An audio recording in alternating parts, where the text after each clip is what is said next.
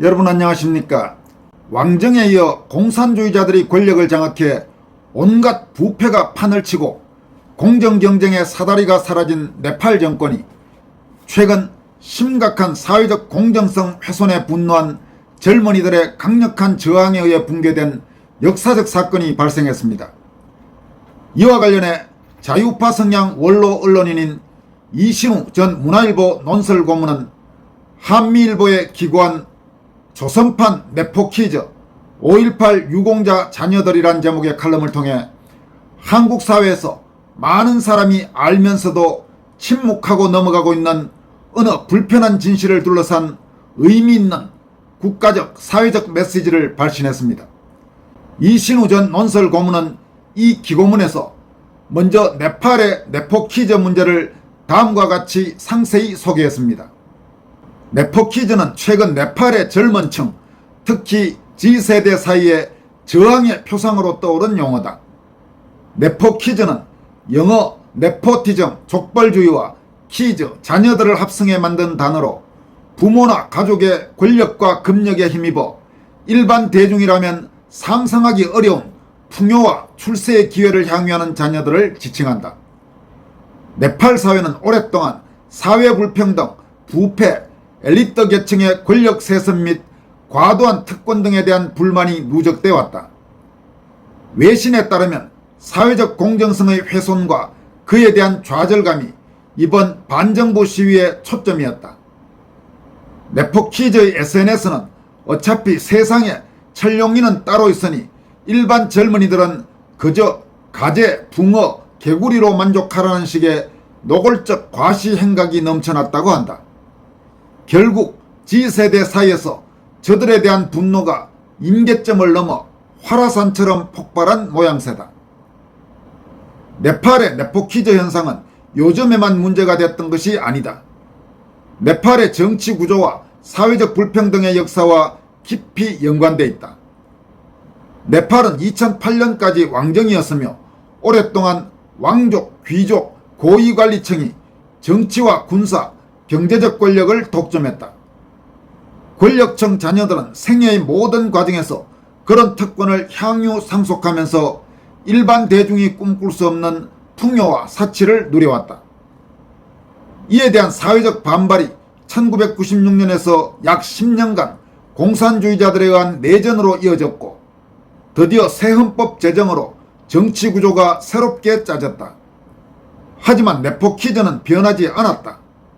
새 권력층이 공산당이라는 가면을 뒤집어 썼을 뿐 파행적 권력 구조는 온전했다. 그 과정에서 일반 젊은이들을 위한 능력 검정 사다리는 철저히 배제됐다. 그런데 SNS가 보편화하면서 특권층 자녀들, 즉 내포퀴즈의 추태가 대중에게 실시간으로 노출된 것이다. 이들이 명품 패션과 자동차, 호화판 별장을 SNS에 공개하면서 고통받는 젊은 대중에게 이글거리는 분노를 선사했다.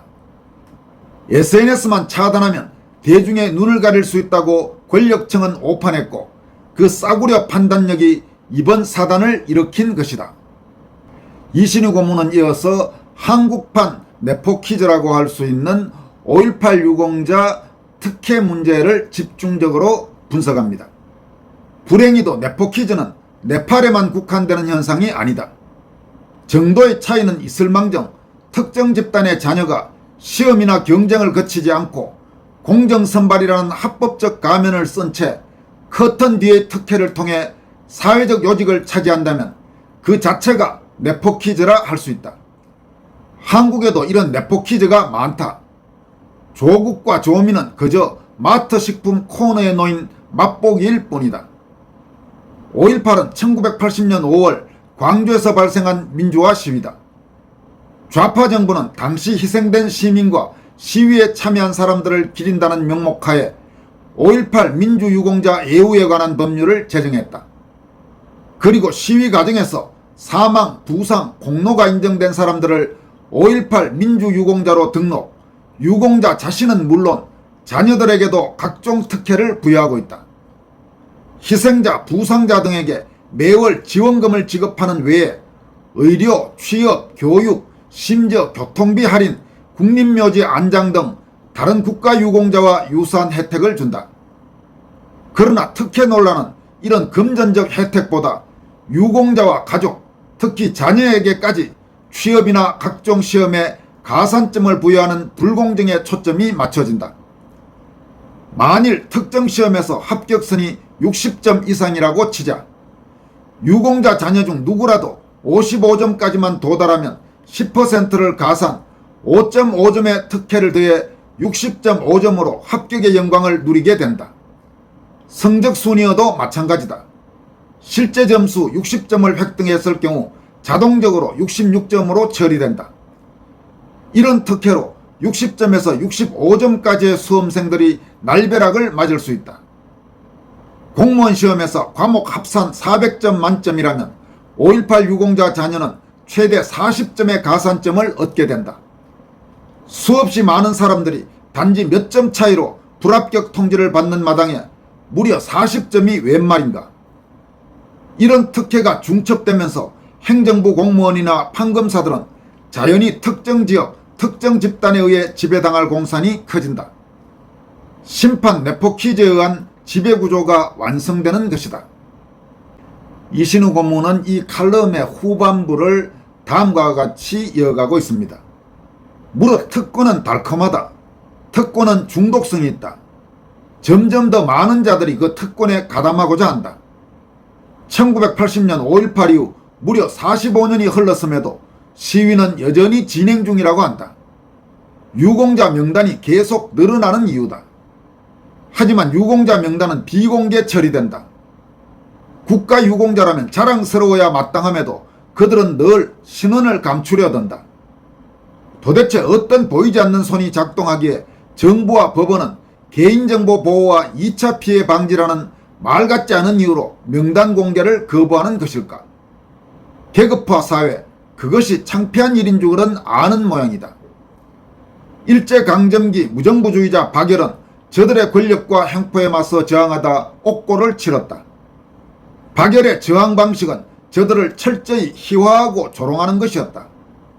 그가 요즘 한국의 5.18 유공자 자녀들을 목격한다면 어떤 조롱의 감정을 느끼게 될까? 아마도 그는 자신의 페이스북에 이런 시를 끄적거렸을 것이다. 나는 개로소이다. 하늘을 보고 달을 보고 짖는 나는 개로소이다. 조선판 내포 퀴즈인 5.18 유공자 자녀들. 그들의 양다리 사이에서 뿜어져 나오는 뜨거운 물을 맞으며 나도 힘차게 갈겨대는 나는 개로소이다. 여러분, 이신우 전 문화일보 논설고문의 칼럼 조선판 내포 퀴즈 5.18 유공자 자녀들, 이런 제목의 칼럼이었습니다. 참 많은 것을 생각하게 하는 내용이 아닌가 싶습니다. 이어서 전해드릴 내용은 김균하 작가가 최근 이재명의 국무회의 발언, 깽판 운운한 그 발언과 관련해서 너희만 표현의 자유고 그 외에는 깽판이냐, 이런 도발적인 제목으로 조목조목 문제점을 지적했습니다. 김 작가는 먼저 국무회의의 이 상황 자체부터 소개합니다. 당시 국무회의에서는 이재명과 행안부 장관 사이에 이런 발언이 오고 갔다고 합니다. 이재명은 이렇게 말했습니다. 관광객을 늘려야 되는데 어떤 기사를 보니까 특정 국가 관광객을 모욕하는 집회를 하고 있던데 욕하고 모욕 주고 혹시 아세요? 지금 명동에서 막 그런 짓 하고 그러던데 일부러 그러더라고. 경고 정도로 안 될 것 같아요. 그거 어떻게 해야 하지 않아요? 기존 제도로 제재할 방법이 없어요? 영업방해, 업무방해 아니에요? 이렇게 이재명이 운을 떼니까 행안부 장관이 업무방해의 관점은 굉장히 신선한 접근이라서 이렇게 답했습니다. 이렇게 말할 때 거기에 국무회의 참석자들이 모두 웃었다고 합니다. 그러면서 지금까지는 표현의 자유의 영역이라고 해서 이렇게 행안부 장관이 말을 하니까 이재명이 그게 무슨 표현의 자유예요. 깽판이지. 고민해야 돼요. 그럼 안 되죠. 일단 그 문제 고민하셔야 되고요. 이렇게 발언했습니다. 이 내용을 소개한 뒤에 김균하 작가는 자신의 관점을 다음과 같이 밝히고 있습니다. 9월 9일 드럼통이 국무회의에서 자유대학 학생들의 명동 시위를 언급하며 표현의 자유가 아니라 깽판이라고 말했다. 부처 눈엔 부처만 보이고 돼지 눈엔 돼지만 보인다더니 깽판 눈에는 깽판만 보이나 보다. 아수라 눈엔 아수라장만 보이는 건지도. 명동에서 행사 끝나고 저녁 먹는데 헌도 감독이 드럼통이 깽판 발언했다며 걱정스럽다고 아이들 길 건너에 있으니 가보자고 했다. 광화문 중앙우체국에서 시작된 대열에 들어가 잠시 함께 걸었다. 너무나 평화적인 집회의 자유를 누리는 젊은 세대다. 그들을 응원하며 그들을 지켜주고 싶은 마음으로 기성세대 어르신들도 함께하고 있었다. 구호는 차이나 리 아웃, CCP 아웃, 윤 대통령 복귀다. 카드에는 무비자를 비판하는 글이 있을 뿐 중국 관광객 물러가란 이야기는 없다. 드럼통이 저들에 대한 제재를 고민하라고 한 이유가 단지 중국 관광객 유치 때문일까? 의심되는 부분이다. 너 물러나라 외치는 시위대가 눈엣 가시 아닌가? 김 작가는 그러면서 우리 사회에서 이재명 정권 출범 후에 자유가 점점 사라지고 있다고 강도 높게 우려합니다.